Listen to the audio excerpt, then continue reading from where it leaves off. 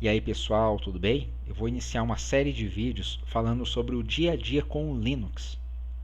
Vai fugir um pouco do assunto do canal, mas eu acho que é um conteúdo útil que vai ajudar muitas pessoas, principalmente a partir de outubro, ou que querem se preparar para em outubro dar um passo maior e migrar, por exemplo, do Windows 10 para um sistema Linux. No caso aqui eu estou usando o Linux Mint Cinnamon. E eu vou mostrar como que é o meu dia a dia com ele. O que facilita eu utilizar o Linux hoje é que eu trabalho em home office e a grande parte do que eu faço hoje é na nuvem. Então eu só preciso de um navegador.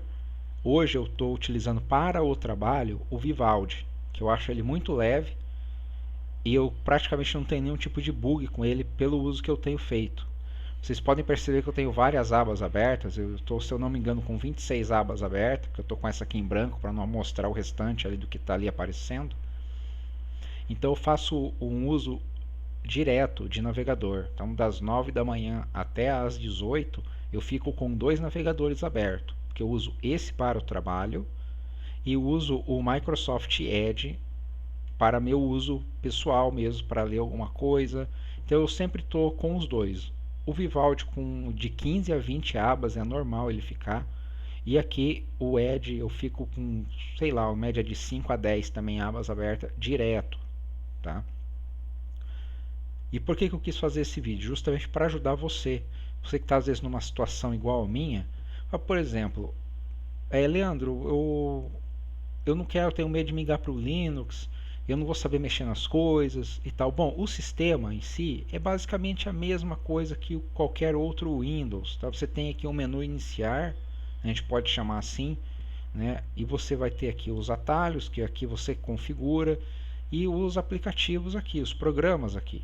Então, o pensar no sistema operacional é muito parecido com o que você tem hoje no Windows.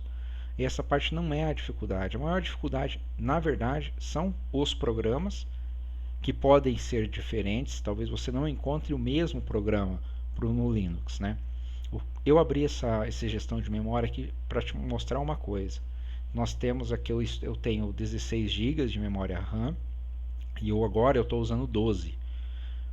Eu estou com dois navegadores abertos, que é o que mais consome memória hoje em dia, e estou capturando essa tela.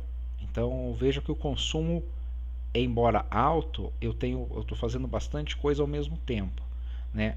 O GPU, que é a memória de vídeo dele, e o processador, veja que o processador está tranquilo. A questão é mais a memória por causa dos navegadores mesmo que estão abertos. Então eu quis mostrar aqui só para vocês terem uma ideia de quanta coisa que eu tenho aberta e o uso da memória, tá? Ele consome bem menos memória que no Windows, por exemplo. E eu usava essa mesma configuração no Windows 11, tá? Eu não quero dizer que uma coisa é melhor que a outra, eu só estou te mostrando que você tem opções, você consegue trabalhar com Linux também, igual você trabalha com o Windows, tá? Até melhor, dependendo do que você fizer, você vai entender, né? Você vai trabalhar melhor em um ou no outro. Esse aqui é um desktop, ele está um pouquinho configurado. Nos próximos vídeos eu vou falar um pouco mais das configurações que eu fiz e tá, você não vai achar um desktop parecido com esse, igual a esse aqui, porque eu coloquei algumas coisas. Bom, além dos navegadores, um outro programa que muita gente utiliza é o Microsoft Office. Bom, nós temos no Linux duas grandes opções. Existe o LibreOffice, que você também pode instalar no Windows, e o que eu recomendo hoje em dia, que é o OnlyOffice, que eu já estava utilizando no Windows há uns 3 ou 4 anos. Então eu não tive dificuldade com relação a isso, que eu consigo instalar ele aqui no Linux sem problema algum. Ele tem também modelos, ele tem documento, tem planilha, tem apresentação. O básico você consegue fazer aqui.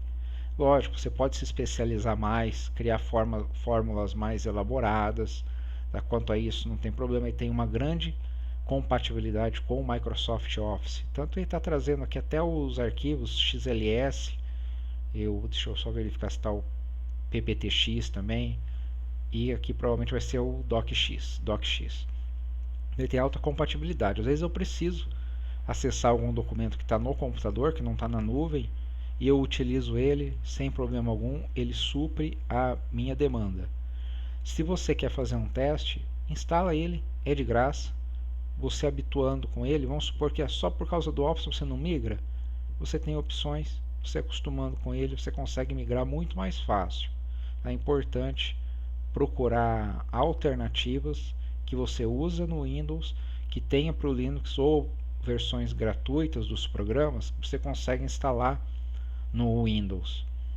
Por exemplo, aqui eu tenho alguns exemplos de programas que eu já utilizava no Windows e que são nativos ou até nasceram no Linux, principalmente aqui na parte de multimídia.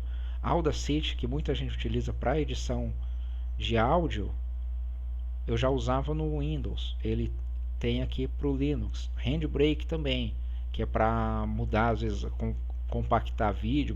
Eu utilizo muito para compactar vídeos.